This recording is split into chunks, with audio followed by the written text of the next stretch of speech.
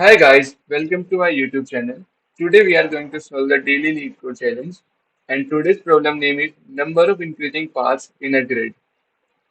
So you are given a m cross n integer matrix grid where you can move from a cell to adjacent cell in the all four directions.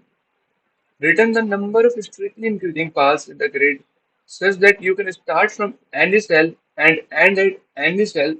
Since the answer may be very large, return its modulo 189 plus 7. Two paths are considered different if they do not have exactly the same sequence of visited cells. So question क्या बोलता है कि हमें number of strictly increasing paths बताने where starting position can be anything and end position can be anything, but the condition is that the path through which we are traveling from the starting to ending position, it should be strictly increasing. इसका मतलब ये है, अगर let's say कि मेरे पास एक node U है and मैं उससे नोड V पे ट्रेवल कर रहा हूँ, so it this travel is only possible when the value of node V is more than the value of node U. Like इस केस की हम बात करें जिसमें number of strictly increasing paths कितने होंगे, लेट्स काउंट देम. सो जो length one के पाथ्स होंगे वो क्या होंगे कि मैं स्टार्ट करूँ at position at this particular one and and also at this particular position one. So एक पाथ हो जाएगा this one to one only of length one. Same for this one, same for this three and same for this four. तो length one की जो total number of paths है वो four हो गए. Now what are the total number of paths of length two. Length two के strictly increasing वाले paths कितने होंगे? एक होगा वन टू थ्री, एक होगा थ्री टू फोर, एक होगा one two four. But four two three या वन टू वन नहीं हो सकता because they are not strictly increasing, because they do not match are this condition. Okay, so we can see वे are three paths of length two, one two three, one two four and three two four. Now total number of paths of length three, so 1 2 3 and then from 3 to 4. So it is of length 3 and we just have only one path of length 3, not more than one. So one path will be of length 3. So what are the total number of strictly increasing paths we found in this particular matrix? 4 of length 1, 3 of length 2 and 1 of length 3. So 4 plus 3 plus 1 is 8. So the answer for this grid is 8. So इसको solve कैसे कर सकते हैं? इसका intuition क्या होगा? So वैसे we can solve it with a multiple approach using binary BFS, DFS और but जो मुझे सबसे बेस्ट अप्रोच लगी, बहुत ही इंट्यूटिव है, बहुत ही सिंपल टू कोड है और बहुत ही अंडरस्टैंडेबल भी है, यूजिंग अ प्रायोरिटी क्यू. तो उसका इंट्यूशन कैसा है मैं आपको एक्सप्लेन करता हूँ.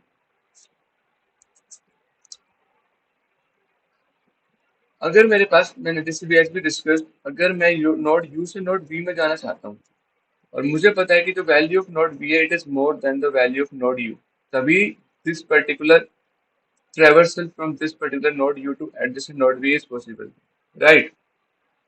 अब मुझे पाथ्स काउंट करने हैं, strictly increasing paths of node you. Node you से टोटल स्ट्रिक्टली इंक्रीजिंग पाथ्स कितने पॉसिबल हैं? एक तो होगा कि मैं नोड यू टू यू ही जाऊं ऑफ लेंथ वन पाथ, एक तो ये हो चुका है. अब इसके अलावा कितने और नंबर ऑफ पाथ अवेलेबल है वो हमें चाहिए, और मुझे पता है नोड यू से मैं नोड वी आइटरेट कर सकता हूँ बिकॉज इट्स स्ट्रिक्टली इंक्रीजिंग. और लेट्स से फ्रॉम समवेयर मुझे पता है कि what are the total number of strictly increasing paths from node V. Let's say कि थ्री पाथ पॉसिबल है नोड वी से. One is this one, let's say v1 v2, we move on to the we move on to the v1 v2 and so on. Another path is, let's say, v2 and so on. Another path is, let's say, v3 v4 and so on. So let's say node v से जो strictly increasing paths है वो three है. इसमें single वाले path भी आ गए, to वाले पाथ भी आ गए. Let's say total number of path जो नोड वी से स्ट्रिक्टली इंक्रीजिंग वो थ्री थे. तो नोड यू से कितने होंगे? तो नोड यू से एक तो पाथ था क्या कि मैं यू ही ले लूं, जो सिंगल पाथ होगा. एक होगा कि मैं यू ले लूं और जो वी से टोटल नंबर ऑफ पाथ्स होंगे मैं यू से वी चला जाऊं, यू से वी चला जाऊं और उसके आगे जो उसके जो टोटल नंबर ऑफ पाथ्स होंगे वहां पे चला जाऊं उसके आगे, राइट? तो वी के आगे टोटल नंबर ऑफ पाथ्स कितने थे? थ्री थे, थ्री थे. तो जो थ्री पाथ्स होंगे मैं आपको एक्सप्लेन करता हूँ कि कैसे थ्री पाथ्स थे. लेट्स से 3 पाथ में से एक तो सिंगल पाथ ही होगा, ये वी टू वी वाला होगा। लेट्स से ये कोई नोड वी से लेकर किसी एक्स नोड तक है, और लेट्स से ये अपने पास किसी नोड बी से लेकर एक्स से लेकर वाई नोड तक है। ये 3 पाथ्स अवेलेबल है अपने पास, लेट्स से अज्यूम करते हैं। तो मैं, एक होगा कि नोड, अब मेरे पास यू से कितने पाथ होंगे जो स्ट्रिक्टली इंक्रीजिंग होंगे? एक तो नोड यू ही होगा, एक तो नोड यू ही होगा, एक होगा क्या, यू के बाद मैं वी पे चला जाऊं। इसके अकॉर्डिंग क्या होगा, एक यू के बाद वी पे जाऊं, फिर एक्स पे जाऊं, फिर यू पे जाऊं, फिर वी पे जाऊं, फिर एक्स पे जाऊं, फिर वाई पे जाऊं। इसका मतलब क्या है कि जो total number of paths you के होंगे फ्रॉम यू क्या होंगे, that is nothing but the path from u is nothing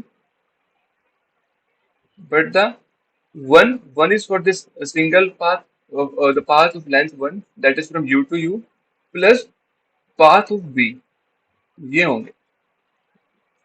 तो इसके जितने भी एडजेसेंट नोड्स होंगे u के जो स्ट्रिक्टली इंक्रीजिंग है, वो हमें ट्रीट करना पड़ेगा as a v, and we have to count the path of v first, and when we add the value path of v to my u, then we will get the total number of paths from u, right? सो हमें ये formula मिल चुका है। अगर मेरे पास कोई भी adjacent strictly increasing cell है, उसकी वैल्यू मुझे पहले से पता है, उसके पाथ कितने हैं वो मुझे लेट से पहले पता है, पाथ v है। सो पाथ v जो उसके हैं plus one would be the value of my path u from that particular node, right? Let's say कि मेरे पास एक और नोड है u से w, जो भी स्ट्रिक्टली इंक्रीजिंग है u से w, इट मीन्स जो मेरा w है that is more then u, और लेट्स से इससे जो टोटल नंबर ऑफ पाथ्स आगे हैं वो लेट्स से 5 है। तो अब कितने हो जाएंगे? तो एक तो पाथ हो गया कि सिर्फ u हो, एक पाथ होगा via v, u via v total number of paths, एक होंगे u से via w total number of paths. तो ये 1 है, ये 3 थे, ये 5 है, so total number of paths 9 हो जाएंगे। और जो फॉर्मूला अब जो बन के आएगा वो क्या होगा, पाथ ऑफ u होंगे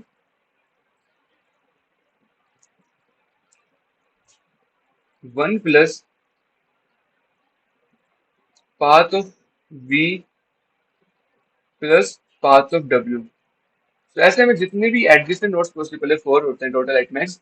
तो जो भी स्ट्रिक्टली इंक्रीजिंग नोड्स हैं, स्ट्रिक्टली इंक्रीजिंग एडजेसेंट नोड है, उन सब के जो टोटल नंबर ऑफ पाथ्स होंगे आगे, उन सबको प्लस कर दो and plus one, that would be the answer for this particular node you, that would be the total number of strictly increasing path for node you, right? ये formula बहुत important है, हमें ये समझ आना चाहिए। बट नाउ वी नो कि पहले हमें यहाँ पे एक चीज डिस्कस हो चुकी है कि पहले हमें इस नो पाथ ऑफ यू फाइंड करने के लिए path of B and path of W पहले फाइंड करना होगा, राइट? तो path of B and path of W पहले फाइंड करना होगा। तो लेट्स इस एग्जांपल को देखते हैं कि इसके रेफरेंस में क्या यू बी है, उससे और अच्छे से समझ आएगा। सो हमें जो ग्रिड गिवन है वो गिवन है 1 1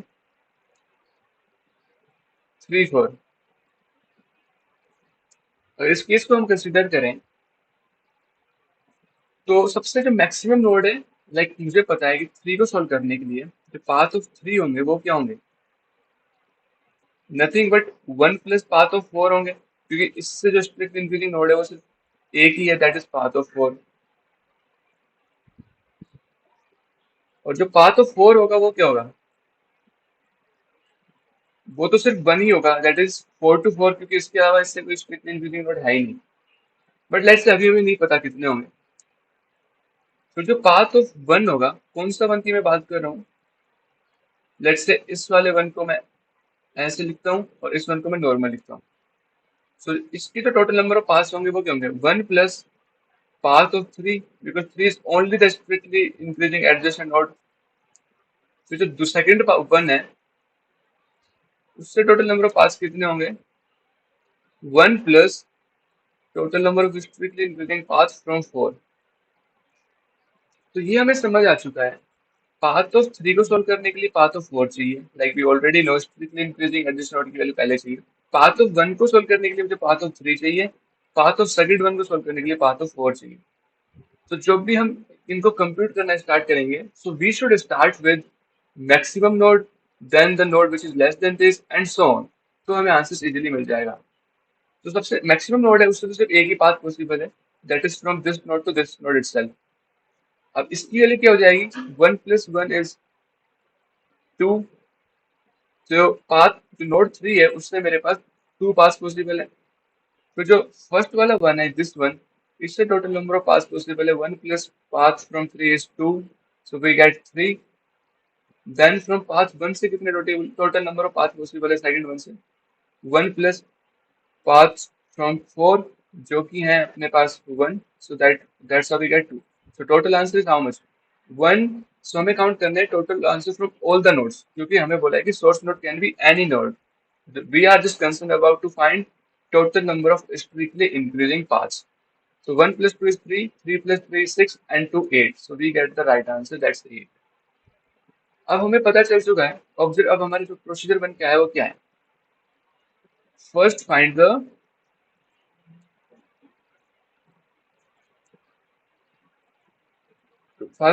total number of strictly increasing paths for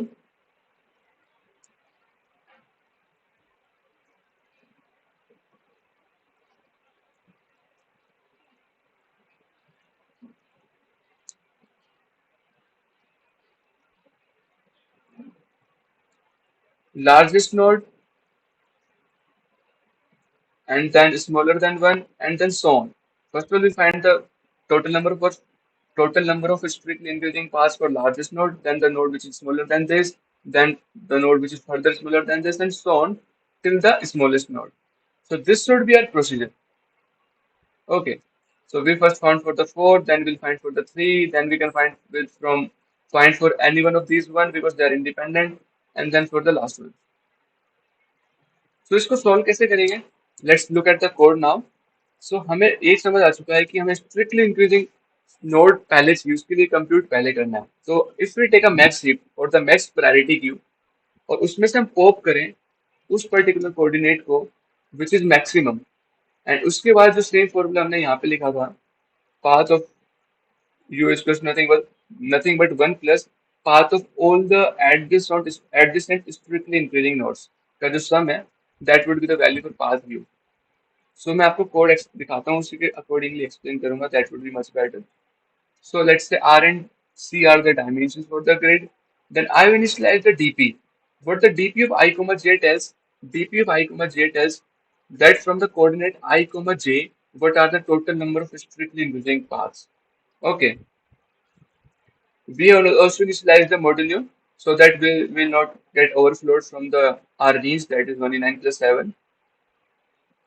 उसके बाद मैंने मैक्स शेप को इनिशियलाइज कर दिया और मैक्स प्रायोरिटी क्यू को। उसके बाद मैं सभी नोड्स को, सभी कोऑर्डिनेट्स को I will push them inside my priority queue, but the condition is that कि जो मेरे पास like in order to push, we can push it in any order, but the condition is that the one which is having maximum value of grid comma I comma j, it means the one which is having maximum value, that should be popped out first, and that's how the max heap functions. तो होगा क्या उसके बाद जब तक मैं सभी nodes को पॉप नहीं कर लेता, तब तक मैं इस while लूप के अंदर कोड को अगेन एंड अगेन एक्सिक्यूट करूंगा। सो फर्स्ट ऑफ ऑल जो वेक्टर मैंने पुश किया था, grid comma I comma zero I comma J, उसको मैं पॉप कर लेता हूँ। अब मुझे पता है टेम्प जीरो पे स्टोर्ड है the maximum value of that particular coordinate. Temp one is nothing but the rth row, it represents the r value, the row number of that particular coordinate, and temp 2 represents the column value of that particular component, right? अब मैं check कर रहा हूँ, इसके लिए answer one तो था ही, we already knew dp of r comma is nothing but 1, we have already initialized it.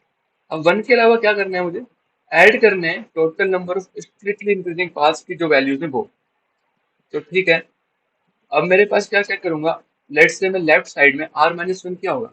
तो देखो किसी भी नोड के एडजेसेंट नोड्स क्या होते हैं, अगर आपको पता है तो अच्छी बात है, बट नहीं पता तो लेट्स लुक एट इट।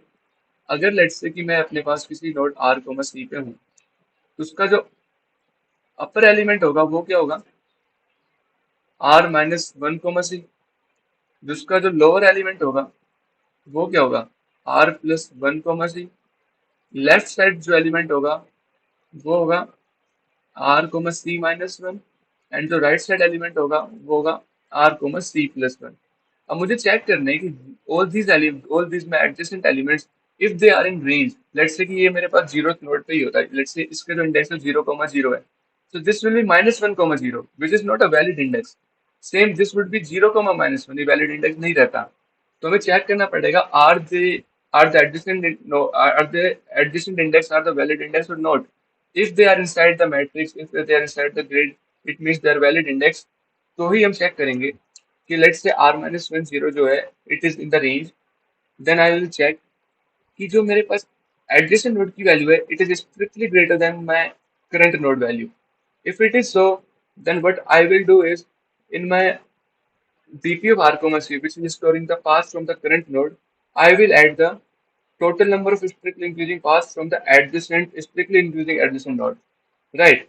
और उसको फिर मैंने मॉड्यूल ले लिया to put it into the same range, to put so that the range our answer should not overflow from the range. इसलिए मॉड्यूलो फाइंड किया है, because our answer is very are large, and that's why we are doing it like this. Same we have to do for our all the four adjacent nodes, like for r minus 1, then r plus 1 comma c, then r comma c minus 1, and then r comma c plus 1. And we will add it into our answer. And so on, if we will find at the end हमें क्या होगा, हमारी dp जो vector है वो fill हो जाएगा with the total number of paths from all the r comma c coordinate. And इस केस में कभी भी देख रहे हो, ये केस आ ही नहीं सकता कि लेट्स से कि मैं आर कोमा सी से डीपी ऑफ एडजेसेंट नोड को चेक कर रहा हूँ और एडजेसेंट नोड की वैल्यू अभी तक फाइंड ही नहीं हुई है. ऐसा हो ही नहीं सकता, क्योंकि जो एडजेसेंट नोड है वो इससे स्ट्रिक्टली इंक्रीजिंग नोड है, और इससे स्ट्रिक्टली इंक्रीजिंग नोड है, तो उसके लिए आंसर मैंने पहले ही फाइंड कर लिया होगा, क्योंकि मैं इसको जो प्रायोरिटी की हुई जो मैक्स हीप है हमारे पास, ये पहले मैक्सिमम लार्जेस्ट नोड को ही क्या करते हैं पॉप करेगी, उसके लिए हम आंसर कंप्यूट करेंगे, एंड उसके बाद ही एक स्मॉलेस्ट नोड को पॉप करेगी, so that smallest node is dependent on the largest node, so we already had a value for it. तो ऐसे करके हम फाइंड कर लेंगे total number of paths from each and every coordinates. उसके बाद हमें सिर्फ आंसर में total number of paths from complete grid जो होंगे वो क्या करेंगे, हर एक कोऑर्डिनेट से टोटल नंबर ऑफ पाथ्स जो भी पॉसिबल थे उन सबको ऐड कर लेंगे एंड रिटर्न कर देंगे आंसर को. So this is the simplest code. I think we can use BFS also, but I think this is the most intuitive and the simplest code, and smaller also. So let's submit the code.